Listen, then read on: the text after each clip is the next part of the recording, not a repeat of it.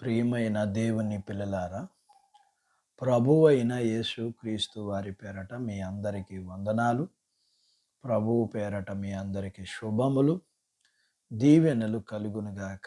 ఈ ఉదయకాలం పరిశుద్ధ గ్రంథము నుండి దేవుని వాక్యాన్ని చదువుకుందాము.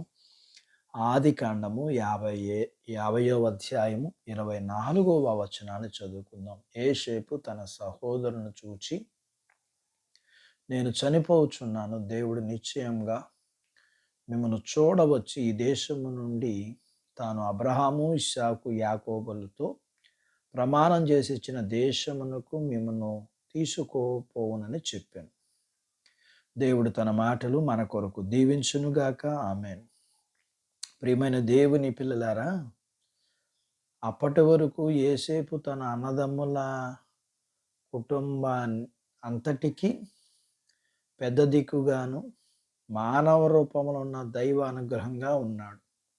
అయితే యోసేపు తన మరణాన్ని సమీపిస్తూ చివరి మాటలు వారితో చెబుతున్నాడు.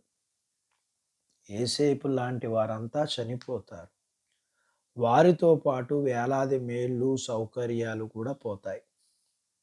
అంతవరకు మంచిగా ఉన్న ఐగుప్తులు యోసేపు చనిపోయిన తర్వాత అతని కుటుంబ సభ్యుల ఎడల విరోధ భావం పెంచుకోవటం మొదలుపెట్టారు. మన ఎడల కూడా ఈ లోకస్తులు, బంధువులు కూడా అలాగే ఉంటారు. మన తల్లిదండ్రులు జీవించినంత కాలం వారు మన ఎడల చూపిన ప్రేమ, ఆదరణలు ఆ తర్వాత చూపించరు. మనల్ని చూసి ప్రక్కకు తప్పుకుని వెళ్ళిపోతుంటారు. అది లోకపు పద్ధతి, అంతే. అయితే బాధాకరమైన విషయం ఏంటంటే, యోసేపు మరణం మూలంగా కలిగిన దుఃఖానికి ఉపశమనం ఎలా కలిగిందో చూడండి. సజీవుడైన దేవుడు వారిని తప్పక దర్శిస్తాడనే వాగ్దానం దొరికింది. దేవుని దర్శనం ఎంత భాగ్యం, ఎంత ఆదరణ. భూమి మీదకి పరలోకం దిగి వచ్చినట్లే కదా. దేవుడు అట్టి భాగ్యత దేవుడు మనకి దయచేయునుగాక.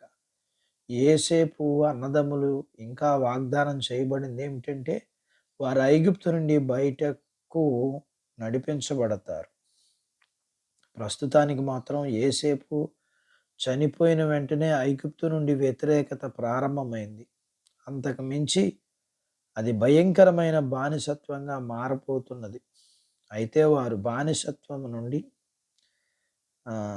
దేవుని శక్తితో బయటపడి వాగ్దాన దేశమైన కానానుకు నడిపించబడ్డారు.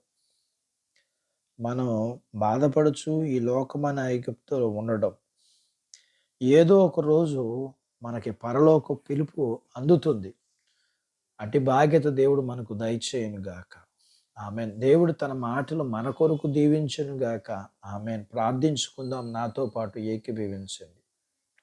మమ్మల్ని మిక్కిలిగా ప్రేమించిన మా ప్రియ పరలోకపు తండ్రి, మీ పరిశుద్ధ నామమును బట్టి మీకు వందనాలు. ఉదయకాలం మీ పాదాల దగ్గర మీ లేఖనాన్ని మేము నేర్చుకోవడానికి సహాయం చేశారు. అందుని బట్టి మీకు వందనాలు. మేము నేర్చుకున్న లేఖనపు సత్యాన్ని బట్టి ప్రియ ప్రభువా, మాకున్నవన్నీ మమ్మల్ని విడిచిపెట్టినా మీరు మమ్మల్ని విడిచిపెట్టే దేవుడు కాదు. ఎవరు మారినా నువ్వు మారే దేవుడు కాదు. మారని నీ ప్రేమతో, విడవని నీ కృపతో మేమందరము కూడా మీ తోడును కలిగి, మేము భూమి మీద పరలోకంలో కూడా మీ తోడును కలిగి మీరు సిద్ధపరిచిన ప్రతి ఆశీర్వాదాలకు పాత్రులగుటకు సహాయం చేయండి. మీ పిల్లల్ని మీరు దీవించండి. చిన్న బిడ్డలను, యవనస్తులను, వృద్ధులను, స్త్రీలను, పురుషులను దీవించండి. వారి చదువుల్లో, ఆరోగ్యాల్లో, ఉద్యోగ ప్రయత్నాల్లో విజయాలు ఇవ్వండి. ప్రమోషన్స్ ఇవ్వండి. చేతి పనులు, వ్యాపారాలు, పొలాలు, పశువుల్ని దీవించండి. అలాగే వివాహాలు కాని వారికి అవుటకు, గర్భఫలములు లేకున్న వారికి ఇమ్మని, గర్భఫలములు కలిగిన వారికి సుఖమైన ప్రసూతి ఇమ్మని, ప్రసూతైన తల్లి పిల్లలకు ఆరోగ్యాలు ఇమ్మని, మీ పిల్లల అవసరాలు, సమస్యలు, బలహీనతలు, రుణాల నుంచి విడిపించి మీరు మీ పిల్లలను దీవించి మీరు సిద్ధపరిచిన పరలోకపు భూ సంబంధమైన దీవులకు పాత్రులుగా చేయమని యేసు ప్రభు వారి పేరట స్తుతించి ప్రార్థించి అడిగినవన్నీ పొందుకొని ఉన్నాము తండ్రి. ఆమెన్. దేవుడు మిమ్మల్ని దీవించును గాక.